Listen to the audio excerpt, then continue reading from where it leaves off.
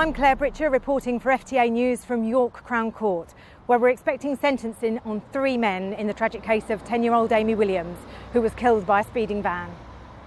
In court today are the driver, Dean Martin, who previously admitted causing death by careless and inconsiderate driving aggravated by speed and drugs, his operations manager, Trevor Hall, and Paradise Gas Heating's managing director, Mike Brown. The crash involved a van operated by Paradise which struck Amy at speed in Eldene Drive. Martin admitted being distracted from driving by using his phone to answer a call from Hall. The van was doing almost 40 miles an hour in a 30 zone and was found to be in an unroadworthy condition with defective tyres as well as being overloaded. These factors were found to have significantly contributed to both causing the crash and its severity. Amy Williams later died from her injuries. Police today made a statement about the tragic case. I was the investigating officer on this sad case, and it's clear to me this is an incident that clearly should not have happened. The driver put his own interests before that of other road users. He failed to abide by the rules of the road, and he clearly ignored company policies around the use of mobile phones and vehicle checks.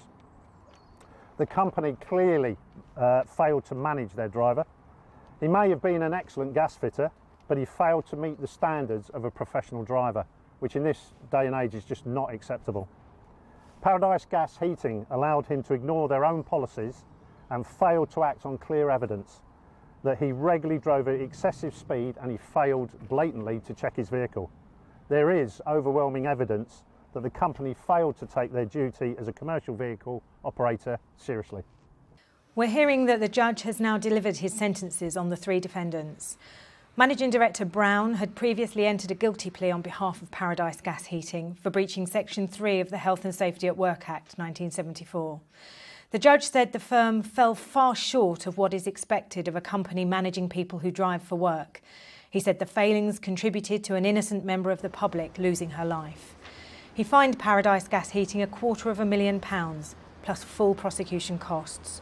A stunned Brown shouted, "That will ruin my business, I can't afford that," before being told to sit down by the judge. Operations manager Hall, who had admitted being in breach of Section 7 of the Health and Safety Act due to his role in the incident, was given a high-level community order of 200 hours unpaid work, plus full costs. The judge said he had spared Hall from custody because of his previous good character and guilty plea.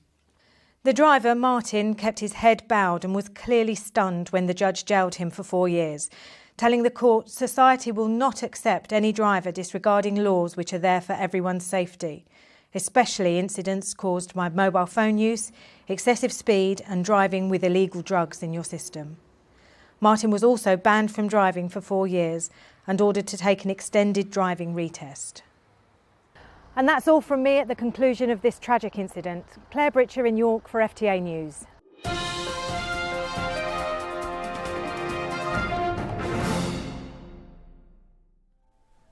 The dramatisation you have just witnessed showed myself playing the police officer. I've actually been a traffic police officer for some 22 years, 17 of which I was a family liaison officer.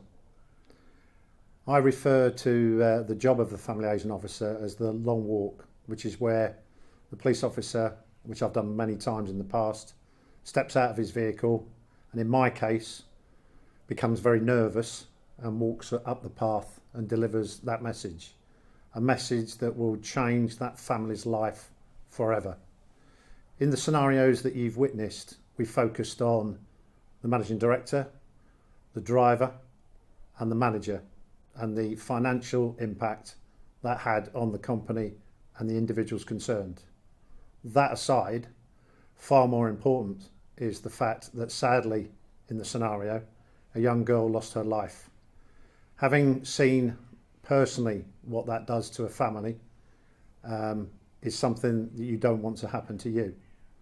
So please think about your driving and the way you conduct yourselves, both socially and in business, and think about the consequences of your actions before you do it.